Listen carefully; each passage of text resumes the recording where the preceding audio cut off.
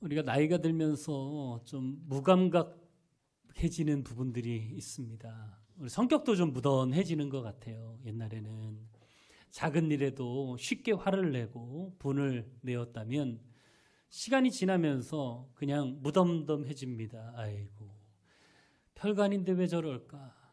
그러면서 한편으로 드는 생각이 성격 많이 죽었다. 옛날 같았으면 다 엎었을 텐데. 이런 생각들 많이 하시죠. 통증도 마찬가지인 것 같아요. 젊었을 때는 조금만 아파도 그렇게 아픈 티를 내고 참 힘들었는데 이제는 아픈 게 아픈 건지 아닌 건지 잘 분간이 안 돼요. 그래서 병원을 가면 아유, 이때까지 어떻게 참고 기다리셨냐고. 그래서 무뎌지는 것이 좋은 부분도 분명히 있지만 좀 힘들고 어려운 부분도 분명히 있죠. 근데 정말 나이가 들어도 무뎌지지 말아야 될 부분이 있습니다. 그것은 영적인 감각입니다. 다른 건 다 무뎌져도 영성만큼은 절대 무뎌져서는 안 되는 것입니다. 송정림 작가가 쓴 이 감동의 습관이라고 하는 책에 보면 비슷한 고민을 그분도 하고 있는 것 같습니다. 책의 내용을 잠깐 소개해 드리고자 합니다. 나의 기대를 넘어서는 일들에 감동하곤 했습니다. 생각하지 못했던 선물, 예상을 뛰어넘는 성과, 뜻밖으로 나를 알아주는 누군가의 마음.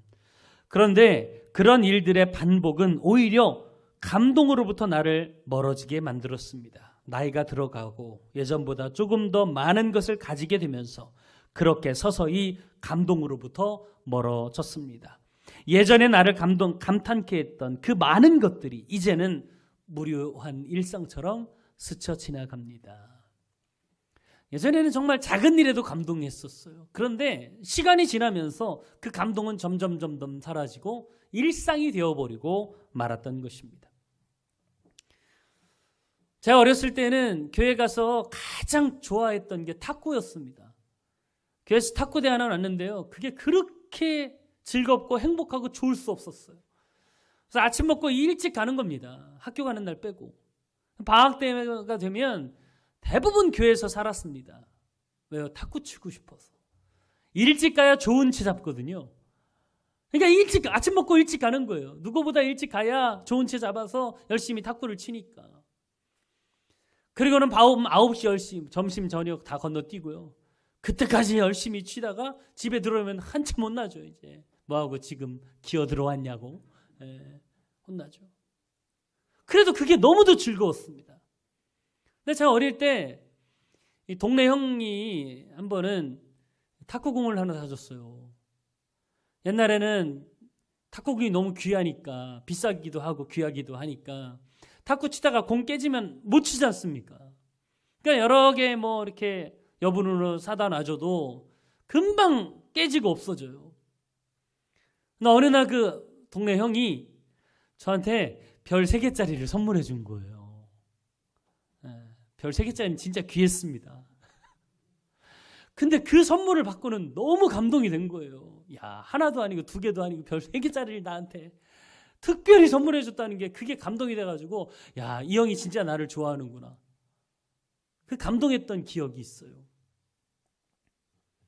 근데 시간이 지나면서 그런 소소한 감동들이 점점 우리의 마음속에 사라져가고 있는 현실이 참 안타깝죠. 요즘은 탁구대에 있어도 치러도 안 와요. 세상에 재미있는 게 너무 많으니까. 아까 말했던 그 작가가 이어서 이런 이야기를 해요. 좋아하는 작가의 신작 소설을 사들고 책상에 앉았을 때 그 가슴 떨리며 소설책을 펼칠 때의 설레임.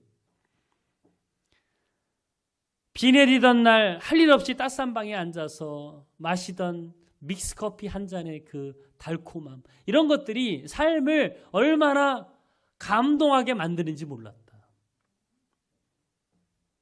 근데 이런 소소한 감격과 기쁨들이 어느샌가 나이가 들면서 하나하나 놓치고 살 때가 왔다는 거예요.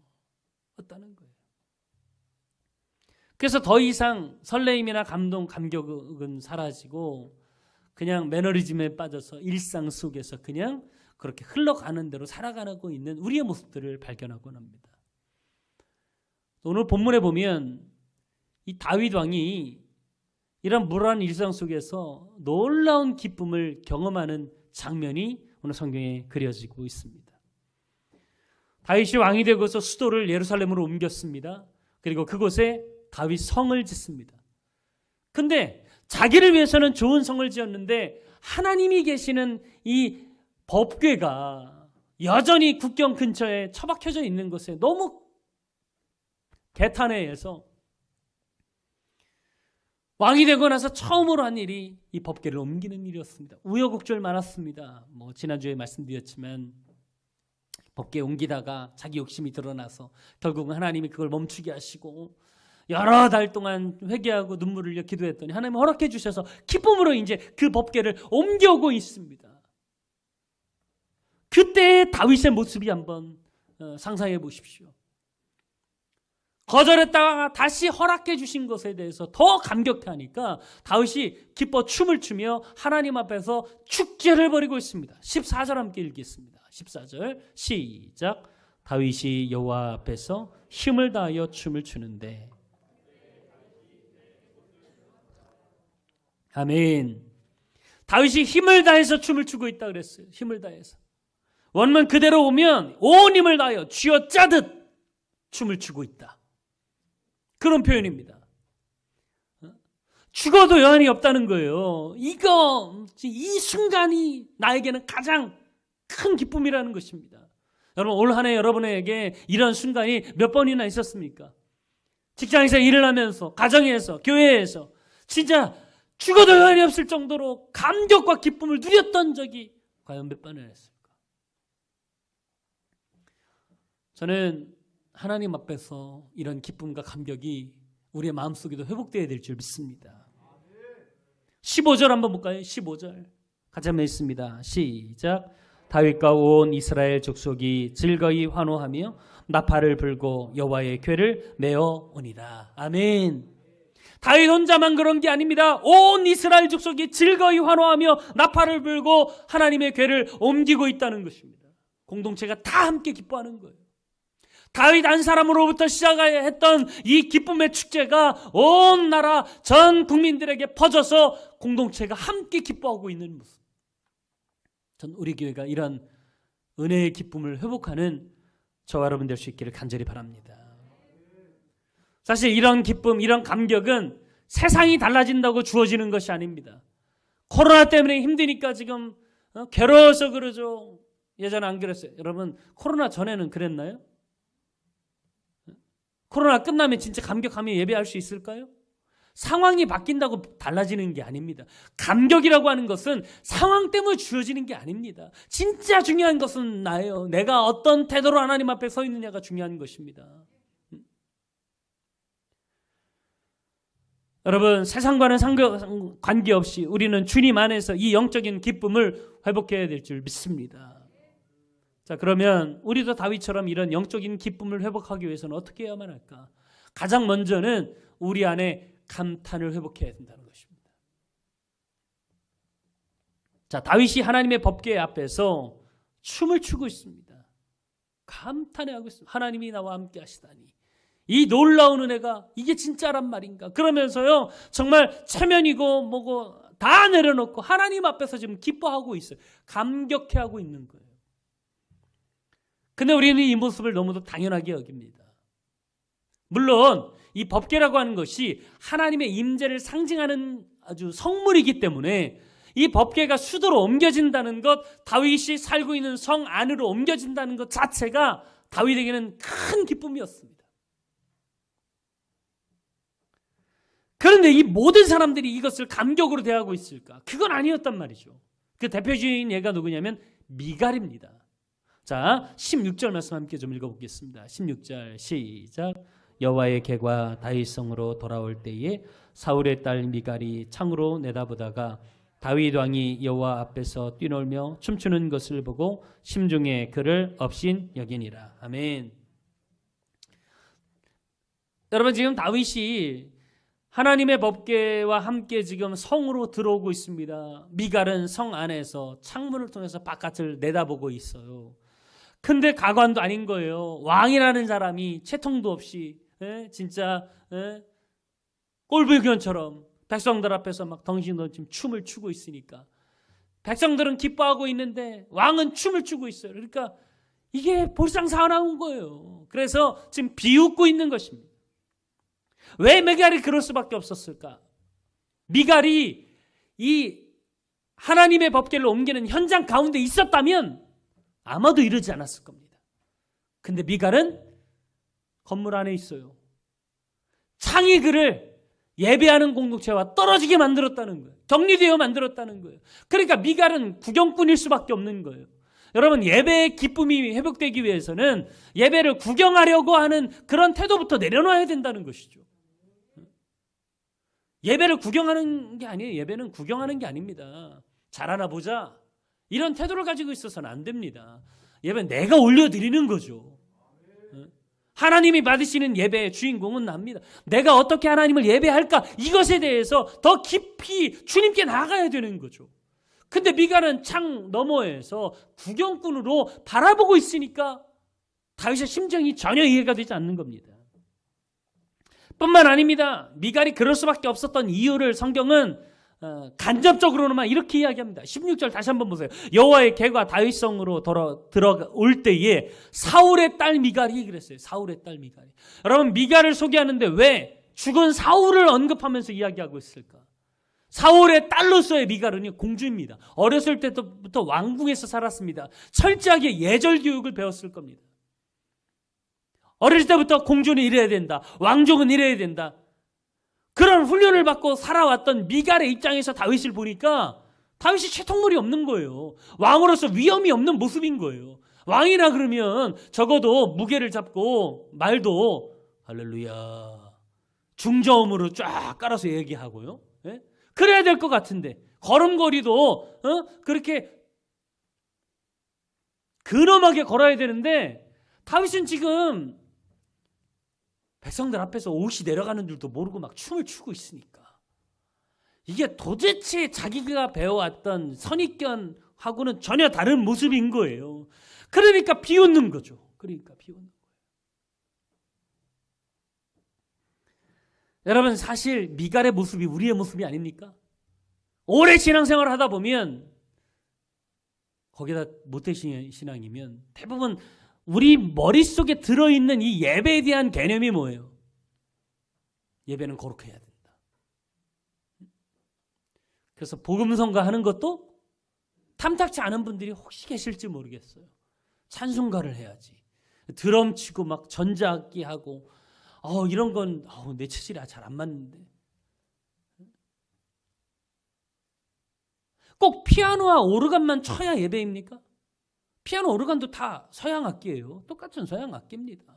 여러분, 다윗도 지금 앞에 다양한 악기들을 다 동원해서 하나님을 찬양하고 있습니다.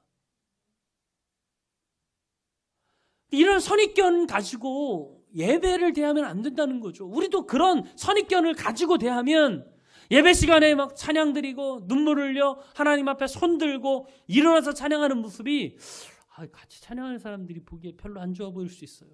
왜 그래? 자기만 찬양하나? 이런 선입견들이 우리를 억누르고 있단 말이죠.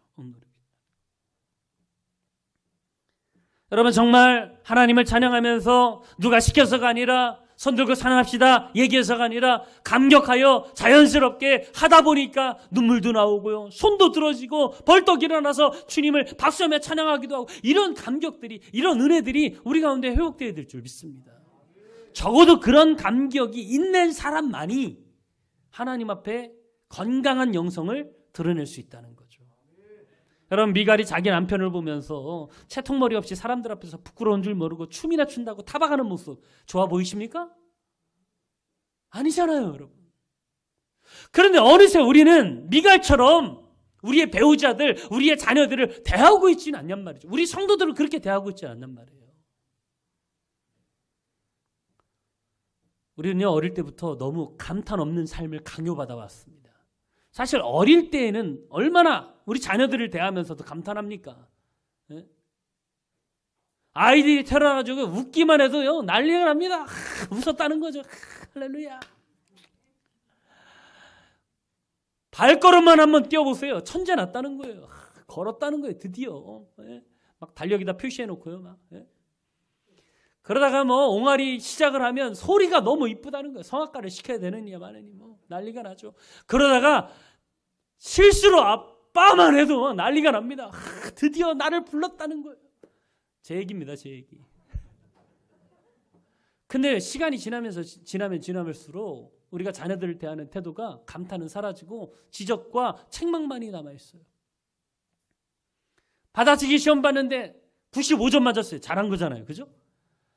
근데 받아오면 어떡합니까? 아니 옆집 철이는 100점 받아왔는데 그것도 못 받냐고. 이 쉬운 걸 틀리냐고 말이지. 그러면서 남들과 비교하고.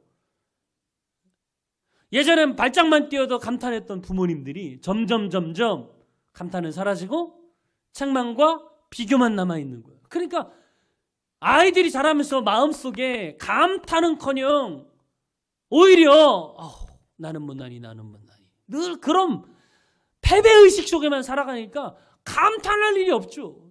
그렇게 자란 아이들이 어떻게 성인이 되어서 감탄할 수 있겠냔 말이에요. 그러니까 우리나라 말에는 감탄사도 별로 없어요. 와, 이거밖에 없어요.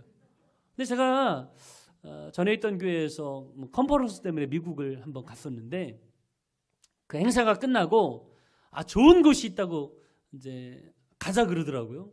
그래서 간 곳이 이 뉴욕 옆에 있는 빅베어 마운틴이라고 하는 산이에요. 경치도 좋고 잘하면 곰도 만날 수 있습니다. 그리고 딱 갔는데요. 옛날 우리 시골 살던 뒷동산이에요. 저는 막 설악산이나 막 지리산, 뭐 내장산 같이 막 화려한 그런 산을 기대하고 갔는데 완전 시골 뒷동산하고 똑같아요.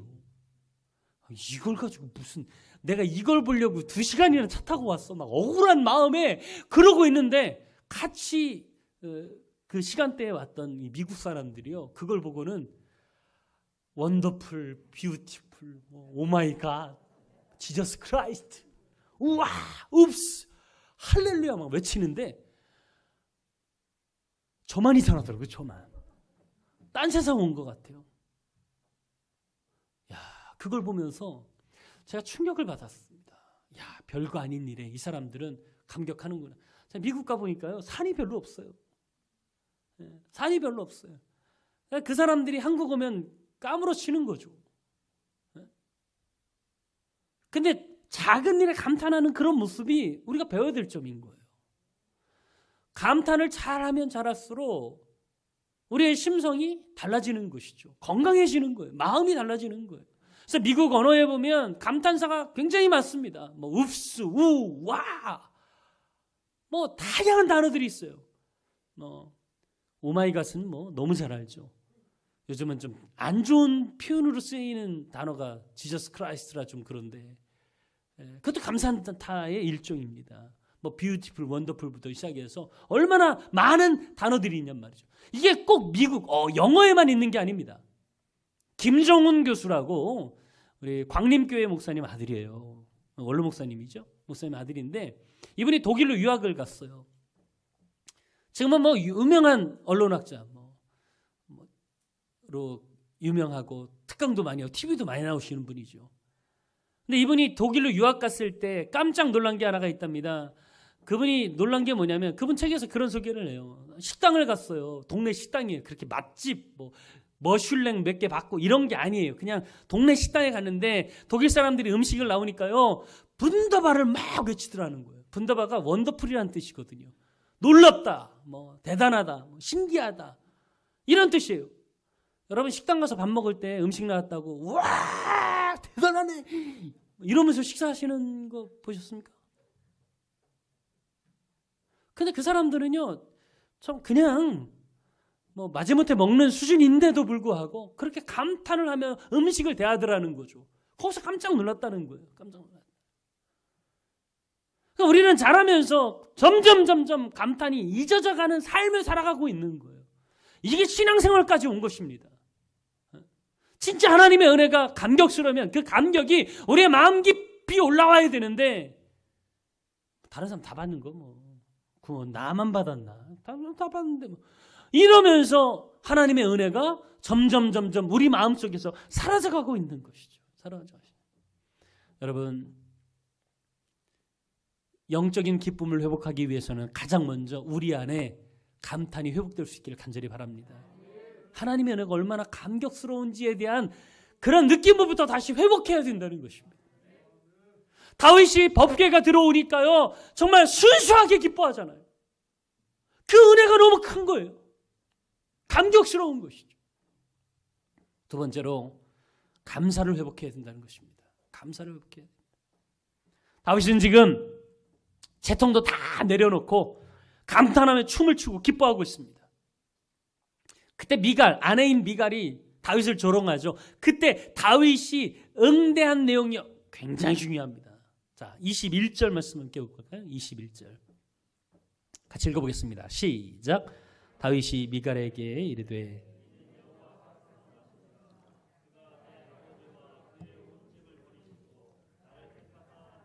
여호와의 백성 이스라엘의 주관자로 삼으셨으니 내가 여호와 앞에서 뛰놀리라. 아멘. 다윗의 감탄에는 하나님의 은혜에 대한 억누를 수 없는 감사가 담겨 있는 거예요.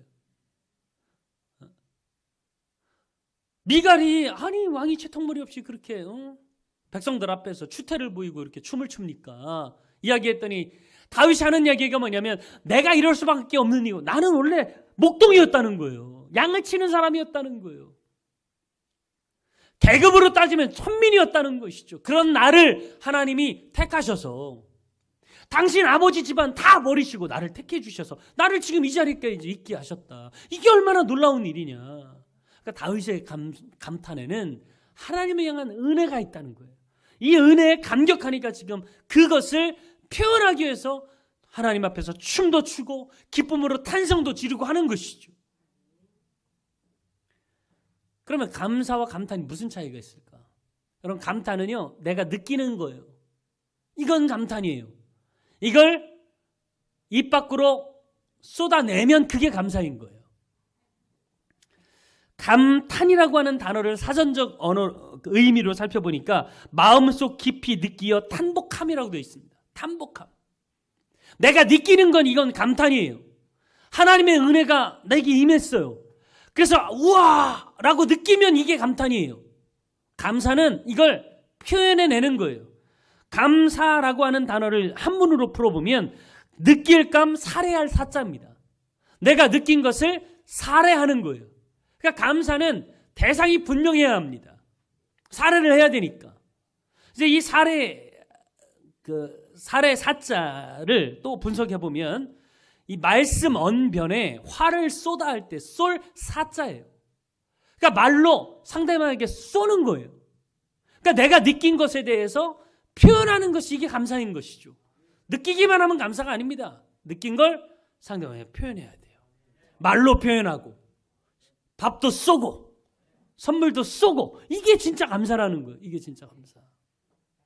윌리엄 워즈워즈라고 하는 사람이 이런 말을 했습니다. 감사를 느끼지만 표현하지 않는 것은 선물을 포장해 놓고 주지 않는 것과 같다. 그 사람에게 감사한 일이 있어가지고 선물을 잘 샀어요. 이쁘게 포장했어요. 안 주면 그게 선물입니까? 아닙니다. 감사란 게 똑같다는 거예요. 내가 진짜 감사한 마음이 있으면, 느꼈으면 그걸 말로, 언어로, 무언가 선물로 표현을 해야 된다. 이게 진짜 감사라는 거예요. 그 감사는 쏴야 감사예요. 쏴야 감사. 밥도 쏘고 쏴야 감사인 거예요. 여러분, 지금 다윗이 하나님이 나와 함께 하신다는 이 감격, 다윗성에 하나님의 임재를 상징한 법궤가 옮겨진다는 이 은혜, 이 감격을 마음에만 두고 있었다면 그 사람은 그것이 한계예요. 그러나 그는 그러지 않았어요. 몸을 따해서 춤을 추면서 하나님께 그 감격을 표현하고 있어요. 그래서 위대한 사람이 되었던 거예요. 여러분, 우리도 마찬가지예요. 오늘 이렇게 추수감사주일로 함께 예배 드리고 있습니다. 코로나 때문에 참 힘들고 어려운 시기를 보내고 있지만 그럼에도 불구하고 하나님이 주신 이 은혜는 말로 할 수 없습니다. 이걸 느끼기만 하면 안 됩니다. 하나님께 쏴야 돼요. 하나님 감사합니다. 헌금으로도 쏘고 온몸을 다해서 찬양하고 이게 진짜 감사의 표본인 것이죠. 그렇게 구체적으로 하나님의 은혜를 표현하는 저와 여러분 되길 간절히 바랍니다. 마지막으로 세 번째, 감탄과 감사가 담긴 예배를 회복해야 된다는 것입니다. 자, 21절 다시 한번 좀 볼까요? 다윗이 미갈에게 이르되 이는 여호와 앞에서 한 것이니라. 그가 내 아버지와 그의 온 집을 버리시고 나를 택하사 나를 여호와의 백성 이스라엘의 주권자로 삼으셨으니 내가 여호와 앞에서 뛰놀리라. 다윗의 감사의 시작과 끝은 여호와 앞에서예요. 여호와 앞에서. 하나님 앞에서 나는 지금 춤추고 있다는 거예요. 사람들 앞에 부끄러운 거 이런 거 아무 상관없다는 거예요. 내가 지금 하는 것은 하나님 앞에서 감사를 표현하는 것이다. 여러분, 하나님 앞에서 내 감격과 감사를 표현하는 행위를 뭐라고 그래요? 예배라 그러는 거예요. 예배라 그러는 거예요. 근데 우리의 예배가 어느새 감사와 감격은 사라지고 매너리즘에 빠져서 그냥 습관적으로만 흘러가게 가버리고 말았어요. 예배를 준비하면서 여러분 설렜던 적이 언제입니까? 다윗처럼 정말 기쁨으로 감격으로 주님께 춤추며 예배하는 마음으로 오늘 오셨습니까? 여러분, 대면 예배가 금지되면서 저는 더 예배에 대한 간절함이 생겼습니다. 성도님 얼굴을 못 보니까요, 이게 미치겠는 거예요. 예배라는 게 스마트폰으로 드리는 예배가, 물론 드리기 어려울 땐 그렇게라도 예배 드려야죠. 그렇게라도 해야죠. 그냥 대면 예배가 허락되면, 가급적이면 나와서 함께 예배해야 됩니다. 왜냐하면 이 스마트폰으로 온라인으로 드리는 예배는요, 한계가 있습니다. 방해하는 요소들이 너무 많습니다. 예배라는 게 그냥 시간만 드린다고 되는 게 아니지 않습니까?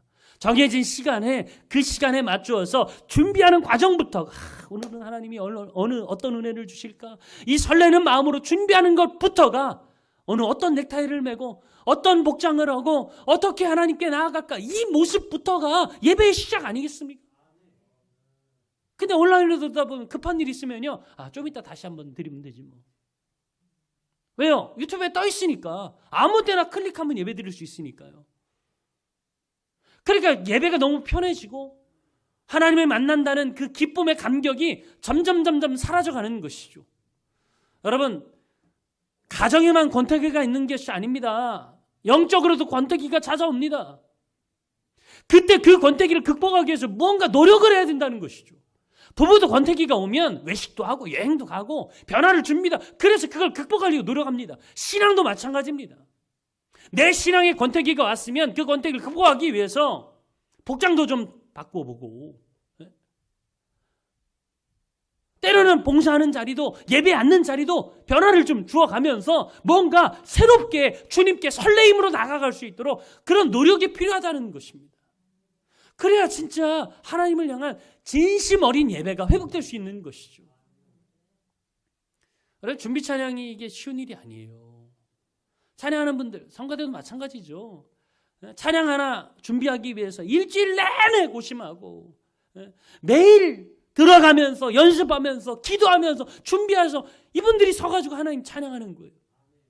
그럼 적어도 우리가 이 자리에 앉아서 미리 좀 오셔서 함께 찬양하면서 그 찬양에 우리의 마음과 정성을 올려드리는 이런 태도가 필요하지 않겠습니까?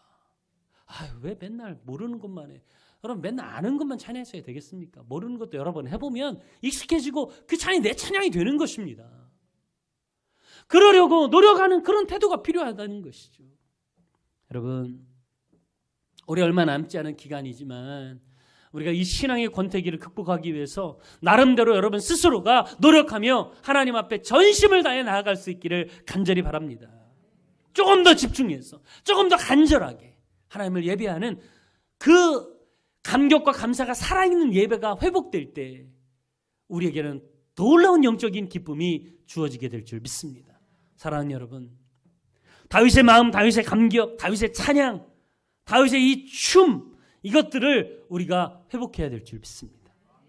내 안에 있는 미갈 이제 내려놓으세요. 선입견 이런 것들 다 내려놓으세요. 평가하고 비판하고 구경꾼의 모습 다 내려놓으세요. 내가 주인공이 되어야 돼요. 사람들 보려고 교회 온 거 아니지 않습니까? 하나님 만나기 위해서 왔다면 하나님께 집중하십시오. 하나님 앞에 내가 어떤 모습일지를 상상하면서 주님께 내 에너지를 다하여 주님을 높이는 저 여러분 되기를 간절히 바랍니다. 그럴 때 주님이 우리의 감사와 감격을 받으실 줄 믿습니다. 함께 찬양하고 기도하기로 합니다. 예전에 참 많이 불렀던 찬양입니다. 제가 예배에 대해서 이렇게 준비하면서 이렇게 무슨 찬양할까 생각해 보니까 나를 통하여 주님 영광을 받아주세요. 예전에 참 많이 불렀던, 예배 전에 많이 불렀던 찬양이거든요. 이 찬양하면서 정말 그 예배의 기쁨, 감격을 조금이라도 좀 해보겠으면 좋겠습니다. 같이 찬양하겠습니다. 지금 서 있는 이곳에서 높임을 받으소서. 내가 밟는 땅 주님의 땅이니 하늘이 주의 이름 높이 올리며 넓은 바다가 주를 노래해. 모든 만물 주를 경배해. 모든 입술 주를 찬양해. 천지를 만드신 만물의 통치자 높임을 받으소서.